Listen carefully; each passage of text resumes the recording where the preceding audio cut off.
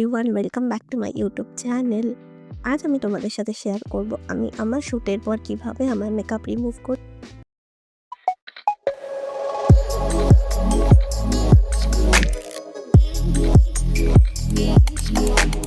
এই হেয়ার ব্যান্ডটা পরে নিচ্ছি যেন মেকআপ রিমুভ করতে আমার কোনো রকম কোনো সমস্যা না হয়।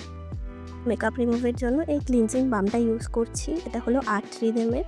এটা আমার ফেসের মেকআপটাকে খুব ভালো মতো ক্লিন করে দেয়। এটা তোমরা তোমাদের ওয়াটারপ্রুফ মেকআপ রিমুভের জন্য ইউজ করতে পারো। এটা ভীষণ ভালো। ইউজ করার পর আমি আমার ফেসটাকে একটা ড্রাই টিস্যু দিয়ে খুব ভালো মতো ক্লিন করে নিলাম। এই ফেস ওয়াশটা দিয়ে আমার ফেসটাকে ভালো মতো ধুয়ে আসছি। আমার ফেসটাকে হাইড্রেটেড রাখার জন্য প্লামের এই টোনারটা ইউজ করি। এবার আমি এই জনসন বেবির ময়শ্চারাইজারটা ইউজ করলাম। আসলে এই ময়শ্চারাইজারটা ছাড়া তেমন কোনো ময়শ্চারাইজারই আমার স্কিনে শ্যুট করে না।